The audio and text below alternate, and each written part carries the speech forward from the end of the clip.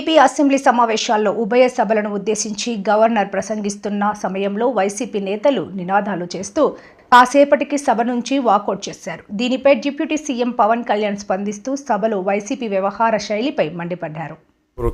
నమస్కారాలు. రోజు గవర్నర్ గారి ప్రసంగంలో బడ్జెట్ సంబంధించిన ప్రసంగంలో గవర్నర్ గారు ప్రసంగిస్తున్నప్పుడు గత ప్రభుత్వంలో ఉన్న నాయకులు, వారి సభ్యులు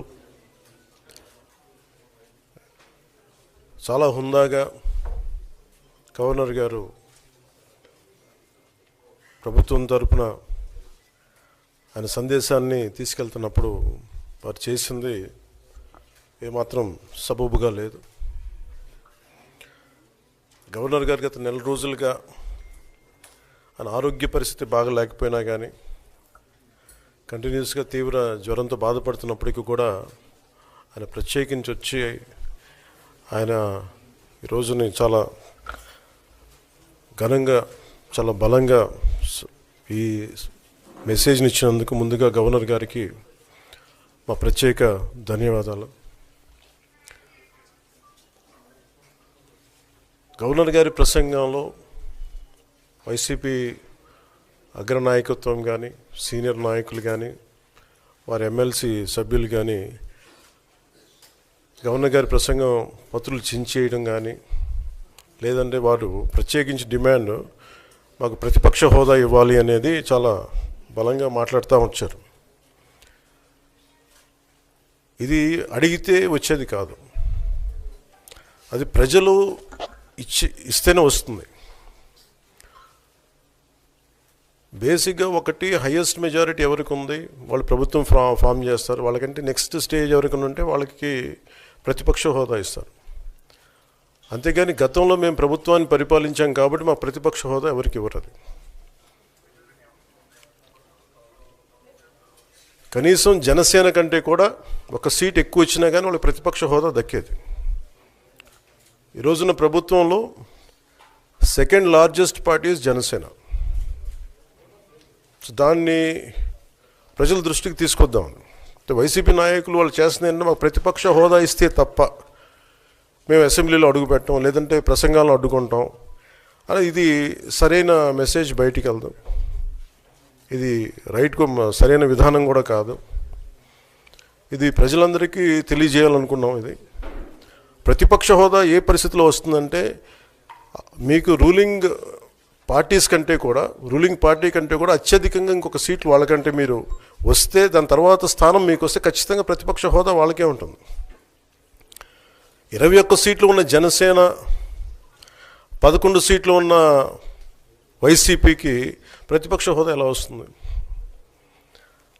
మేము వస్తే తప్ప మేము అసెంబ్లీకి రాము, ఇలా గవర్నర్ ప్రసంగాలను అడ్డుకుంటాం అనేది ఇది సరైనది కాదు. ఇది ప్రజలందరికీ కూడా తెలియచేస్తున్నాం ఈ సందర్భంలో. అందుకని ఇది భవిష్యత్తులో కూడా మేము కోరుకునేది వైసీపీ నాయకుల్ని, మీకు ప్రతిపక్ష హోదా ఇవ్వకపోయినా ప్రజలు మీకు 11 సీట్లు ఇచ్చారు, దాన్ని గౌరవించి మీరు అసెంబ్లీకి రండి. మీ స్థాయికి తగ్గట్టుగా మీకు మీకు ఎన్ని ప్రశ్నలు అడగాలో దాని తగ్గట్టుగా ఇస్తారు మీకు. ఇవన్నీ దాటి మన స్పీకర్ గారు కూడా చాలా గౌరవంగా 11 సీట్లు వచ్చినప్పటికీ కూడా చాలా గౌరవంతో ఇంతకాలం వాళ్ళకి ఇస్తూ వచ్చారు. ప్రశ్నోత్తరాల సమయంలో కూడా ఆయనకి ఇచ్చారు. గతంలో కూడా ఇవన్నీ ఆయన రావడానికి కూడా ఆయన ఎలా రావాలి, ఏం చేయాలి, దానికి కూడా చాలా ఏమాత్రం ఇబ్బంది పెట్టకుండా గతంలో కూడా చేశారు. ఫస్ట్ మనకి గవర్నమెంట్ ఫామ్ అయిన తర్వాత కూడా వీటిని దృష్టిలో పెట్టుకొని వైసీపీ కొంచెం హుందాగా వ్యవహరించాల్సిన అవసరం ఉంది. వైసీపీ నాయకులకు కూడా మీకు బాధ్యత ఉంది. గవర్నర్ గారి ప్రసంగాన్ని మీరు ఆ విధంగా మీరు ప్రశాంతంగా విని దాన్ని వచ్చే జరుగుతున్న సమావేశాల్లో మీరు దాని మీద లోటుపాట్లు మీరు చెప్తే బాగుంటుంది తప్ప ఇలా కూర్చోబెట్టి అరుపులు, కేకలు ఇది సమంజసంగా లేదు. అంటే అర్ధాంతరంగా ప్రతిదానికి అసెంబ్లీలోకి రాగానే గొడవ పెట్టుకోవాలి, దేన్నైనా విభేదించాలనేది ఇది చాలా లో లెవెల్ ఆలోచన విధానం, లో లెవెల్ స్ట్రాటజీ. అది ప్లీజ్ మీరు అప్గ్రేడ్ అవ్వండి, మీరు అప్లిఫ్ట్ చేసుకోండి, మీరు కూర్చోబెట్టి డెమోక్రటిక్ ప్రాసెస్కి గౌరవం ఇవ్వండి.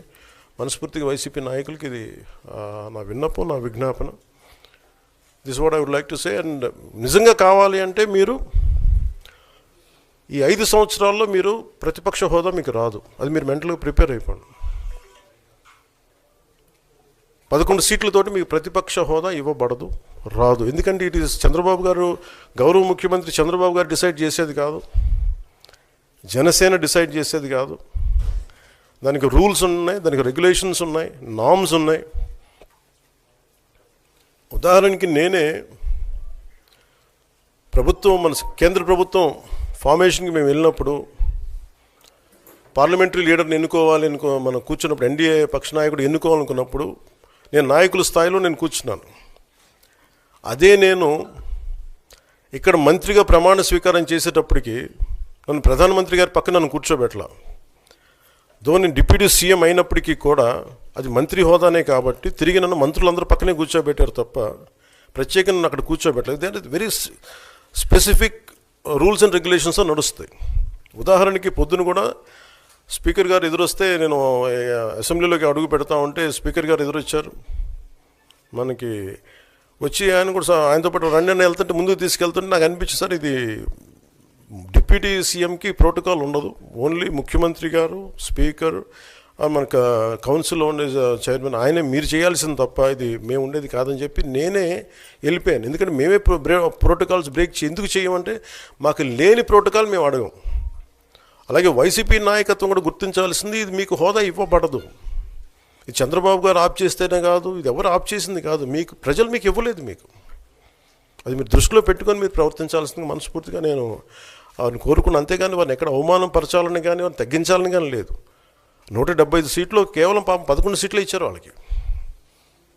ఆ దృష్టిలో పెట్టుకొని ప్రవర్తించవలసిందిగా మనస్ఫూర్తిగా వారికి కోరుకుంటూ మీకు తెలియజేసుకున్నాను. Thank you.